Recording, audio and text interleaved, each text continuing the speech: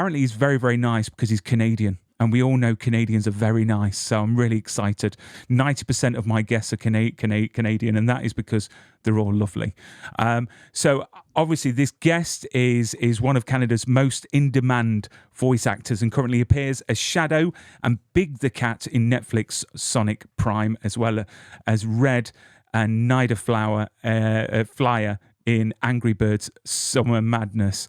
So let's welcome onto the screen Mr. Ian Hanlin. Ian, welcome to the show, sir. Hello, so nice to be here. Oh, do you know what? It's our pleasure to have you on because, you know, this is a chance for us to have our very first voice actor live on the show, all the way from, is it Vancouver that you're in at the moment? Yes, I'm in Vancouver, BC right now, yeah. Originally from the East Coast, but been out here for about 14, 15 years now. Yes, Nova Scotia, if my research is correct. On the, you know what? Every time I think of Nova Scotia, I always think of World War Z, and I don't know why. Because at the end of that movie, that is where they go to become safe from the zombies. Is Nova Scotia. Even in Canada, the zombies are lovely, and that's where everybody wants to go. So you know. Well, it's funny because.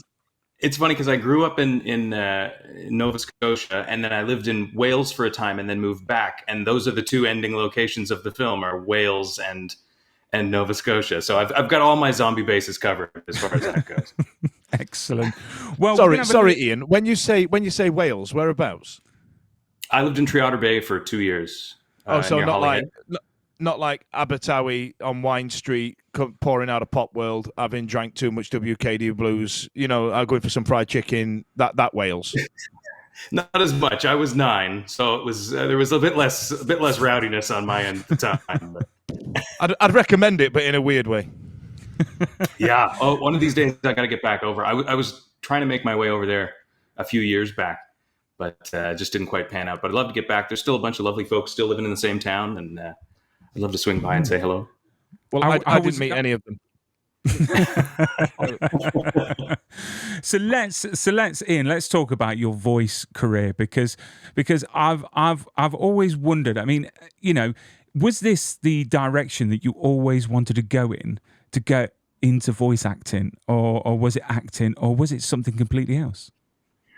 It's funny, you know. I'm sure if you speak to most voice people of a certain age and older, a lot of us sort of just found ourselves doing this. It's like we started off either pursuing, you know, theater or camera or something like that, or some people were in broadcast or radio, and they sort of found themselves here. And it was a similar path for me. I went through theater school and then moved out to Vancouver with a bunch of friends, and we were all going to make it in the pictures. And then my agent happened to also rep people for voiceover and said, would you be interested in going out for that stuff? And so I did, and that side started clicking. And the more I thought back, the more it made sense, because I was always the kid at school doing the voices of the cartoons and, you know, reciting lines from films, and my poor parents sitting around the dinner table just watching myself and my brother and sister speaking to each other in nothing but Simpsons quotations that made no sense at all to them, but was a complete conversation to us. So looking back, it all makes sense. Yeah.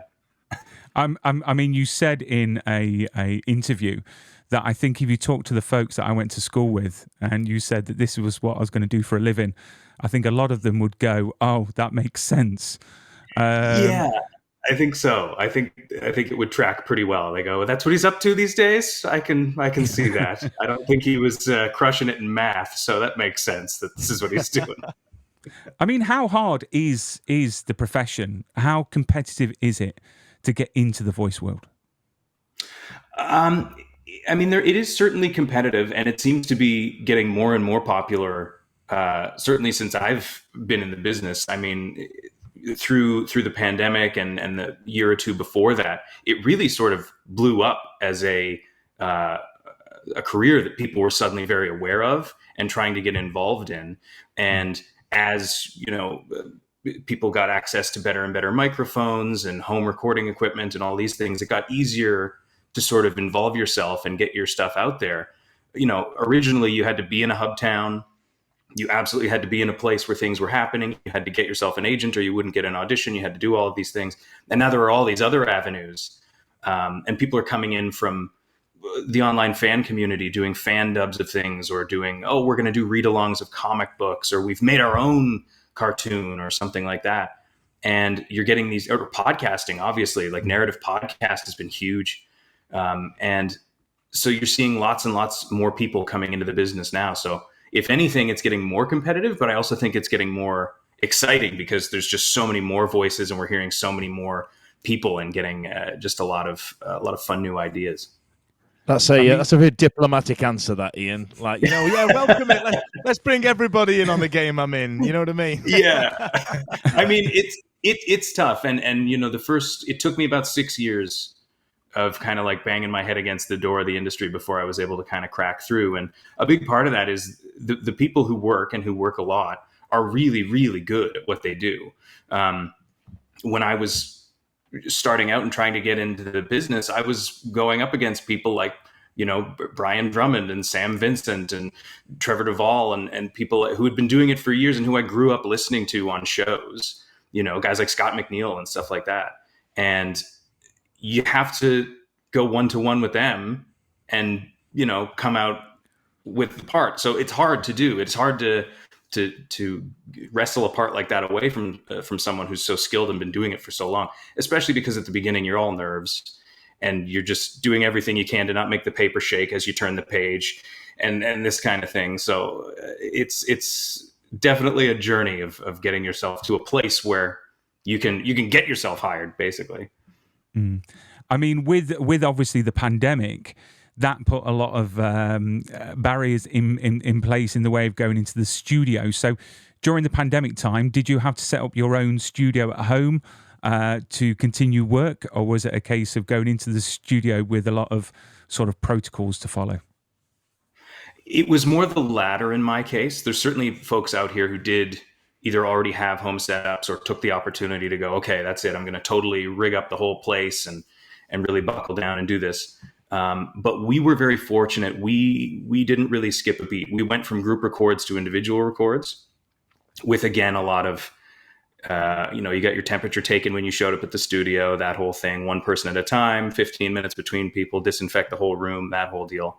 So for better part of 3 years, we went from recording everything ensemble like it was a radio play, which is the way we do it here in Vancouver, to one at a time. And then sort of piecing the show together afterwards, which was an adjustment for sure. But we got through it. That's a question I wrote down, actually. Do you ever meet the other guy, or is it vice versa, where it's rare that you're alone? And obviously COVID had a big part in that. I mean, do you prefer doing it as an ensemble just for context and it helps you live in the part a little bit? I absolutely prefer doing it as a group when we can. You definitely do get that sense of it helps you feel where you fit within the context of what's happening. You can play off each other a little bit better. Oh, they did that. You know what? I've got a line in 5 pages that sort of calls back to that. So because they did it that way, I'm going to read it this way. And I think that'll tie it together in a fun way. Or even, it doesn't happen all the time. We're not rewriting scripts on the fly, but sometimes you can change something or just throw something out there that isn't the script. And, everybody behind the glass goes nuts and they really like it and it ends up in the final piece. So that's the kind of thing that is way easier to do when you have everybody in the room and you have a sense of what the tone is and how you're playing off of each other. And again, because it is everybody coming together to make one thing, knowing what they're doing really, really helps me know what I should do or what I could do to elevate whatever we're doing. We've just got a comment here. Someone's asked, can Ian say hello to Danielle? Please, it will make their day. Absolutely. Hello, Danielle. Thank you so much for coming out and saying hi and listening to me yammer on about all my nonsense. I appreciate it. So with all the parts, I mean, looking at your sort of IMDb, it is crazy. Literally, you are doing so many things. One of the busiest voice, performers, actors out there. I mean, with all these voices, do you ever if you've got to revisit a certain part, do you have any difficulty remembering sort of vocally on how to do voices? It's funny. It depends on how long I did them. So if it was a longer running character, I can usually snap into those pretty quickly. So if it was, like Sunburst on My Little Pony, I don't even have to think about it. I just start talking and it just comes out that way. And that's just the way he sounds because I just did it enough. But if you were to say, okay, you were a hot dog vendor in an episode of Polly Pocket in 2018. Do you remember? And sometimes they go, that guy's back. It's the same guy. Do you remember what you did? And I'll go, whoa. And so that's where our wonderful engineers usually will pull a clip. So ordinarily what'll happen is if it's been a little while since we've done a part, they'll have a ref for us that they'll then play back and they'll say kind of, do you need to hear your ref? And even if you say no, they'll go, well, let's play it anyway, just to make sure. But yeah, it is wild because some little part of you every time you go in goes, do I remember how to do this? Every single time, no matter how long you've been doing it, part of you goes, maybe I just don't remember how this works. But somehow it's working out.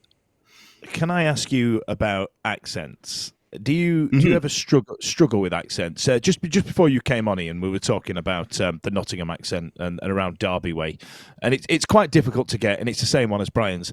But also, Robin Hood, albeit from French descent, was from there, and Russell Crowe gave it a bash. I mean, are there some that you struggle with, especially the British ones, because you can drive up the road an hour, the accent's different, and bread has a new name. So, are there some that make you go, oh God, I've got to do Geordie today, for example? Yeah, well, and that's a real fun one too. Is just this, and as the industry has sort of moved along, I find we're getting more and more specific. Before it was all well and good to just kind of toss out a, Mary Poppins, and everybody would be fine with that sort of, legendarily accent. But as time's gone on, it's been more and more specific, and people are doing more and more work to try and make sure that it is a more lived-in feeling sound. Basically, it comes down to just how much prep time you're given. And so that usually ends up meaning that most of us are kind of in our downtime just sort of playing around with accents a little bit. There's no substitute for knowing someone who has the authentic accent that you can just sort of sit with. I think if someone has a good ear for music, I think that's a really helpful quality to have for listening to accents and for voice work in general. Really being able to hear the kind of rhythms and sounds of the different ways that people speak, and recognizing when it's wrong is just important as recognizing when it seems to be sounding right. Come on. Tell us which ones you're rubbish at. Which ones make you groan that make you go, oh no, I've got to do Edinburgh. Oh, I mean, I'll be completely honest with you, Welsh, which is so embarrassing because I had the accent when I was a kid. I had it. And I listen back to, we've got, old family video and stuff, and I'll listen to myself every once in a while and I'll just go, I can't get back to that place, which is funny because Richard Ian Cox is another voice actor here, and he has a lot of family in Wales.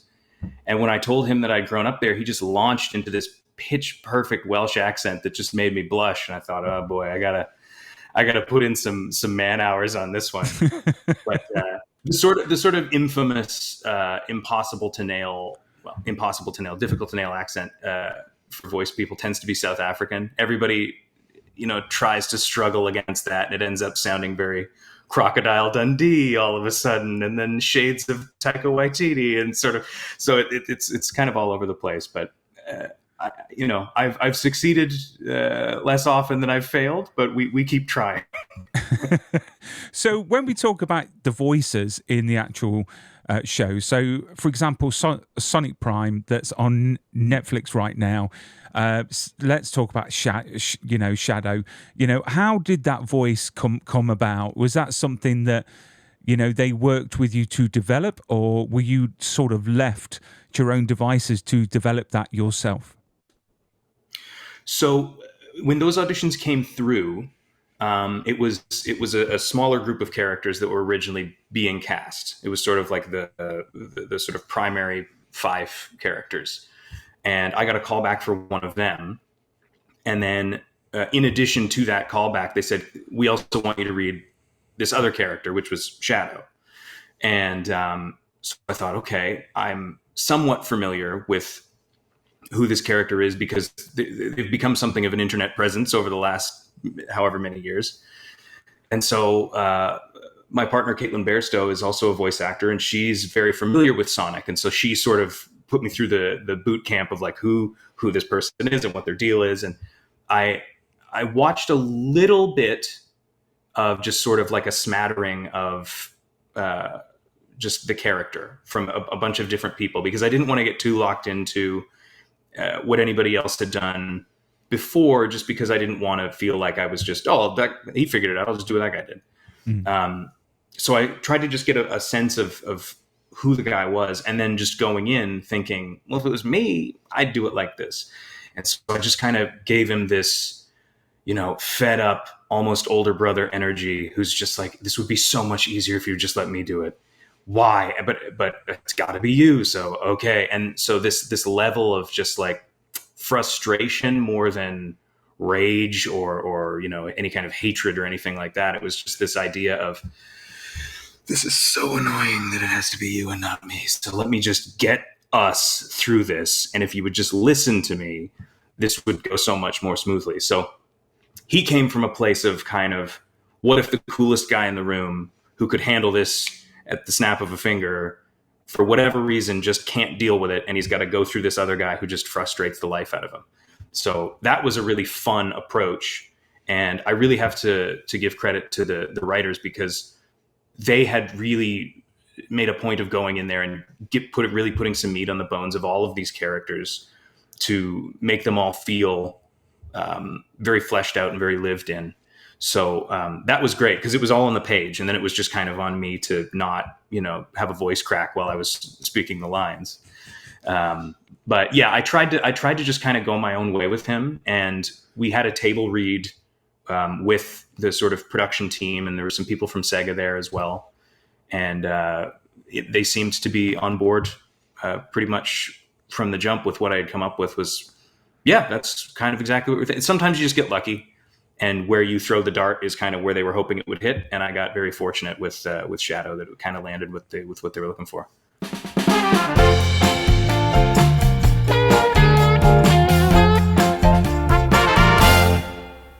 So would you like to take home a piece of film history or TV history into your own home? Find your own piece of magic with Prop Store, the world's leading auctioneers of film props, costumes, and more. So check out propstore.com or follow the link in the description of this video. And while you're doing that, why don't you use our special code? Our special code will give you 10% off anything in the Buy Now section. And the code is easy to remember. It's Brian10. That's BRYAN 10, and it's just above the finger, just here. Use that at the checkout to get your 10% off. That's propstore.com. Well, I wanted to say a massive thank you, because Sonic Prime is something that my girls love to go to bed to watch. To be fair, they relax and they want it on the TV. So, but for me, as a Sonic sort of fan from when I was a kid, it's just fantastic that it's still around, and it's had this resurgence of sort of, you've got the movies, and now Knuckles is being produced for Paramount Plus, and obviously the cartoons. It's just fantastic. I mean, what's it like being part of this enormous franchise? Because this is probably set you up now for life. It's very, very cool to get to do any kind of legacy characters, to be part of a big known thing like that. Because same, I grew up playing Sonic 2. Who knows how many times I drowned in that chemical plant, so we are having that sort of background and knowing those characters. And I was reading like the comics at the time too. And so getting a crack at those kinds of characters is always very special whenever something like that does come along, because it's rare. We're not in Los Angeles. We don't always get the big stuff like that. So it was really exciting when we got a chance at it. And yeah, getting to be something that my nephews, be a part of something that my nephews really, really like, when something's coming out, just as often as not, your younger family members will go, oh yeah. But this one, for whatever reason, really seems to have hit with a lot of people and a lot of kids. And that's been really cool to be a part of this moment in time with these characters, because as you say, you know, they're really having a moment with the films and with this new show that's coming out with Knuckles and our show, and the games are doing really well. So very, very fortunate timing, and very, very fortunate that I was, again, able to figure out something that worked for them that they liked, and now I get to be a part of it. Do you have a hero, Ian? So, for example, like on the scale of voice actors, you've got like Mel Blanc or even Mark Hamill, who's a very talented voice actor, and then on the other end, you've got Vin Diesel saying the same 3 words over and over again. Like on the scale of Vin Diesel to Mel Blanc, is there anybody that sits on your registry that where you go, I want to be as good as those guys? Oh yeah, I mean, my mind always goes to Billy West. Is sort of like a guy who I just really admire the heck out of, and his range is incredible, and he's just so quick with everything. He's always somebody that I think about in that regard. There's some incredible performers in town. Brian Drummond is unbelievable. He's been working for many years and has done the original Vegeta. You know, it's over 9,000. That's all Brian, and he was on Death Note. He was Ryuk, and just so much cool stuff, and just an unbelievable range. I love a performer who you'll hear a voice that they do, and then you hear their speaking voice, and it sounds nothing like what they do. Obviously, you know, you've got a guy like Frank Welker who's just inhuman with what he does. I mean, if you haven't seen that clip of him doing lion sounds for the Lion King with like a waste paper basket, I don't understand what's happening. He has additional organs that produce noise. I don't know what's going on. They're just incredible. And there's a lot of, you know, new people coming up who are really amazing, and people who maybe aren't as internationally known. I mean, Devin Mack, who plays Sonic on Sonic Prime, has been working for ages, and he's incredible, and he's so versatile. It's unbelievable. And so getting a chance to work with him has also been a real sort of professional thrill for me too. I mean, Vin Diesel, though. Oh, I'd love to work with Vin. You sign me up. I'll be part of the family. No problem. Yeah, you'll get most of the dialogue if that's actually not too bad. You know what I mean? So I tell you what, I did have actually here. I had a question when we knew you were coming on, Ian, saying, and it's quite a throwaway comment. It's the type of thing I say, and it says here, "Are you getting annoyed at Chris Pratt swallowing up all the good gigs?" But then looking through your career, you've actually taken one off him. This is fun because I used to joke. I say I've got 2 of the 3 Chris's. I've got Chris Pratt, I've got Chris Hemsworth. I guess I have to do a Chris Evans and maybe a Chris Pine, and then I'll have the 4.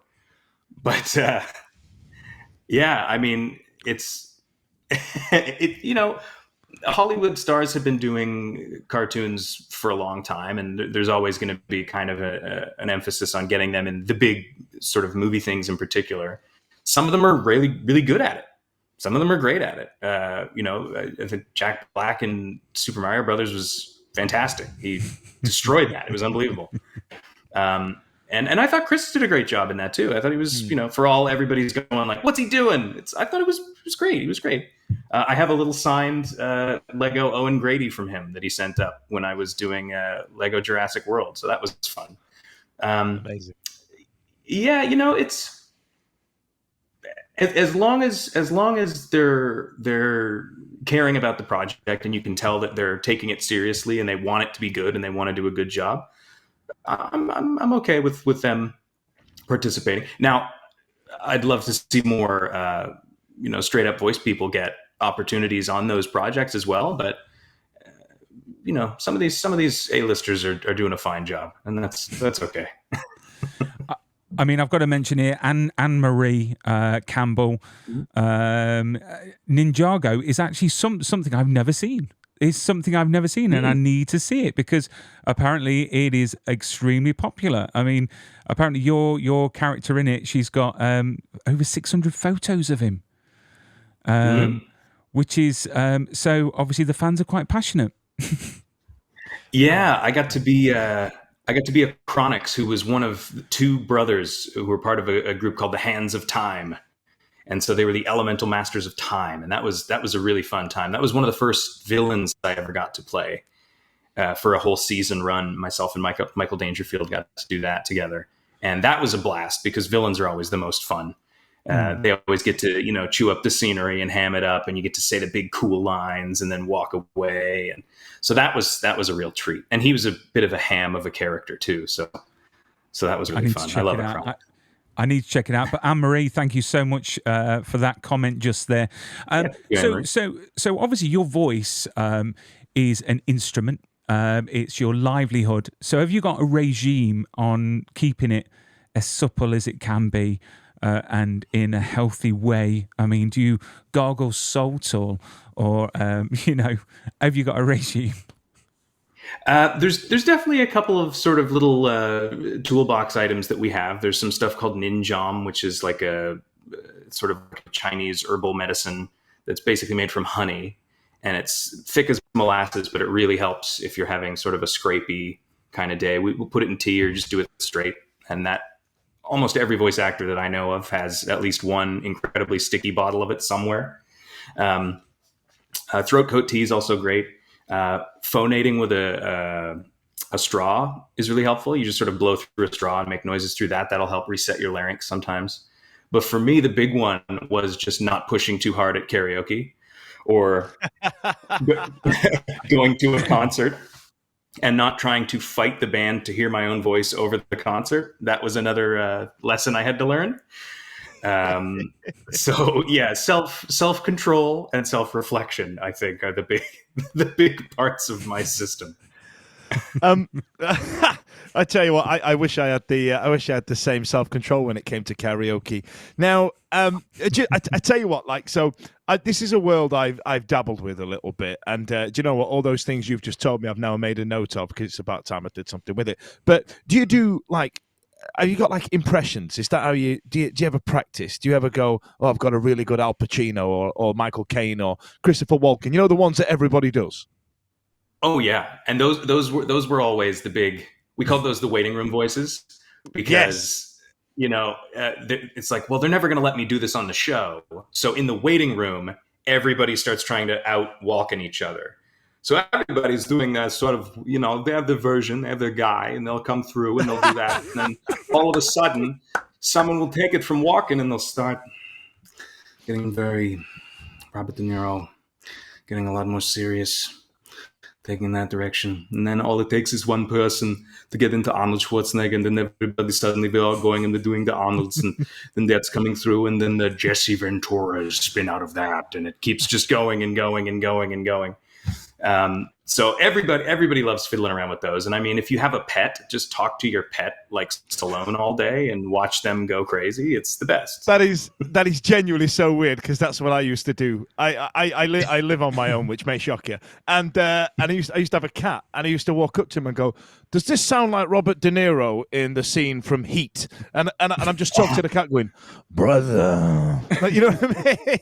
Is that why the Absolutely. cat left? Absolutely. That's 100%. I would say every single day I spend probably an hour or so scattered throughout the day talking to my dog, like something or someone, or just, even if it's not an impression, just sort of coming up with some kind of weird sound, and I'll just talk to my dog a certain kind of way and just see if I can find a new thing that I haven't done before.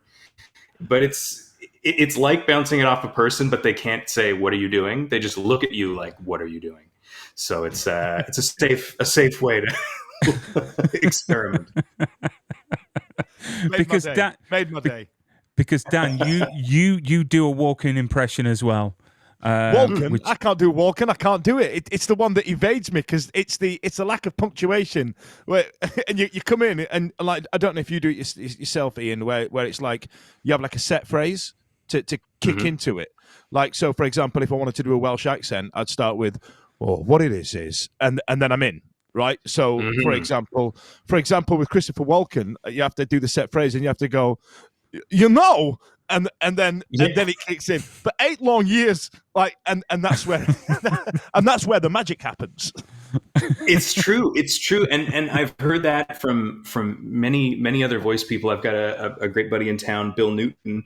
He's a voice actor here, but he's originally from Australia. And so he has to do 99% of his work in a neutral North American accent. And so having those sort of like ins to different, okay, how do I get myself out of what I'm in and into this other thing? Those little phrases, those little ramp up phrases are so useful and so helpful. And just, yeah, I mean, impression by impression, everybody has them. Like, it's funny, if you ever hear Will Sasso do Arnold Schwarzenegger, he almost always starts it off by going, yeah, yeah, yeah, yeah, yeah, yeah, yeah, yeah, yeah, yeah. And it's like, just getting himself into that feeling, right? Yeah, that's too funny. It's funny how that seems to have just been the way we both came to it. Like, I need to talk to my dog. I need to find a little ramp in phrase. There's universality to it, I suppose. Right? It's the gruff when you do Al Pacino. You go, and then you're in. Yeah, yeah. Whoa. Do you know what? I'm so jealous. I can't do any impressions except for Kermit the Frog. But well, let's come on now. Yeah, you've got to give it us now, Brian. Kermit the Frog. Kermit, it's rubbish. Very nice. My girls like it. That's silly. That's great. But no, accents as well. I'm rubbish. I once tried to do a Welsh accent and I sounded Jamaican. This was back in the day, Dan. Do you know Steve? He had a girlfriend and she was Welsh, and she come up to me and she said, "Can you tell Steve I hate him?" So I tried to then mimic the Welsh accent, and I went, "Steve." She went, "Tell Steve I hate him." And I went, "That's not even Welsh." Do you know what I mean? It's not even Jamaican. God knows what it is. Slid into a patois. I love it. Yeah, exactly. So looking at your career, Ian, I mean, have you got a moment that you're most proud of, that you think, do you know what, this is going to be in the bank as my proudest moment forever? Ooh, I mean, there's been a lot of really cool stuff I've been able to be a part of. I was really proud of what we did on Sonic and on Angry Birds Summer Madness. That was really cool too, because that was the first one that I did during the pandemic where we were all split up.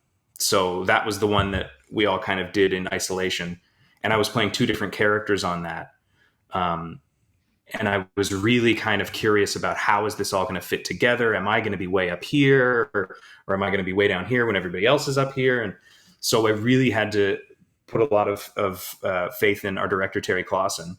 And he really threaded that needle beautifully and made sure that we were all in the right spot. And that show turning out as wonderfully as it did, especially given the circumstances, like people were remoting in and everyone was all over the place. And I'm really, really proud of that show. That we did a lot under a lot of really crazy circumstances there. And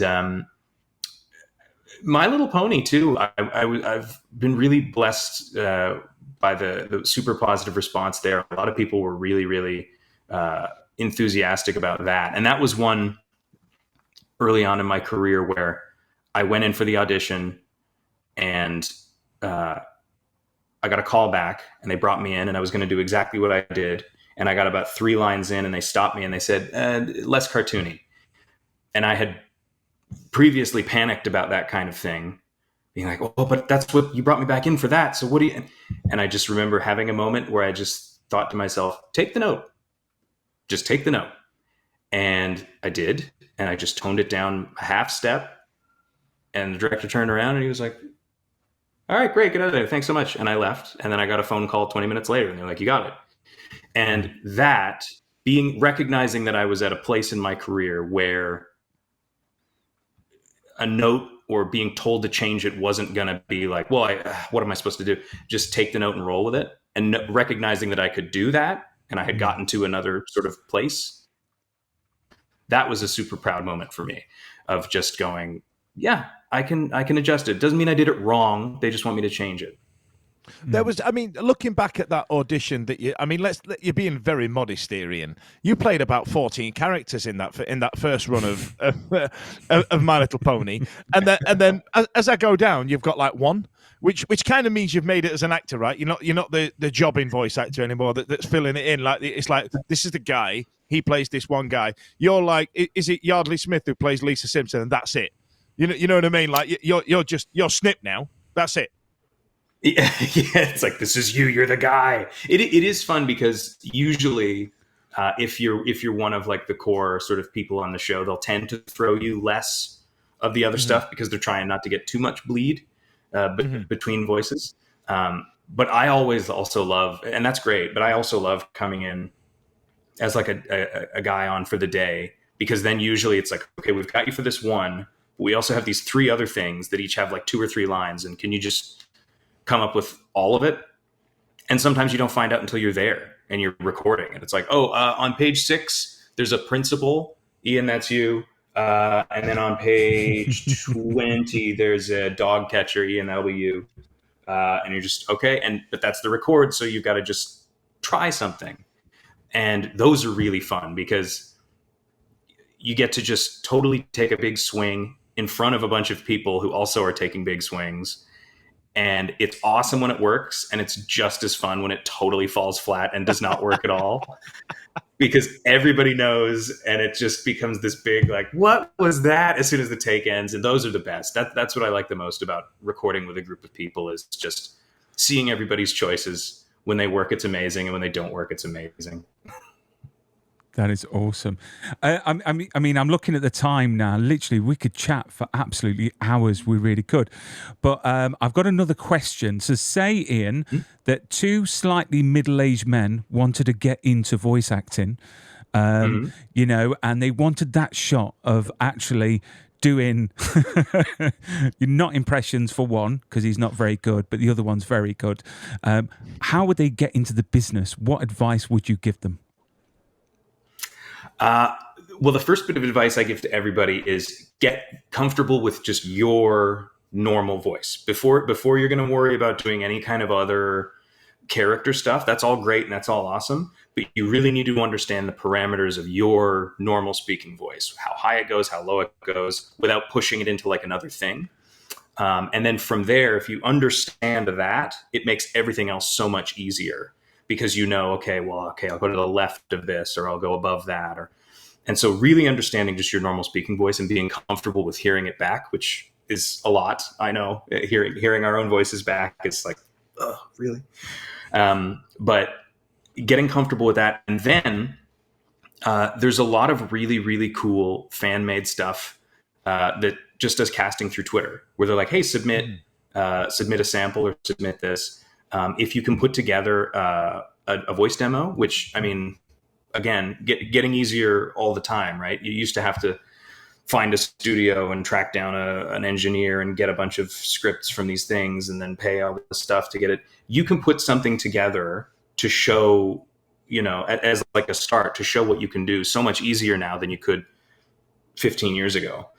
So having a little sample or a little something like that, a few characters that you like, I would recommend not putting like direct character impressions, like having a Homer Simpson on your demo. It's like, that's awesome and you nailed it, but that job's taken. So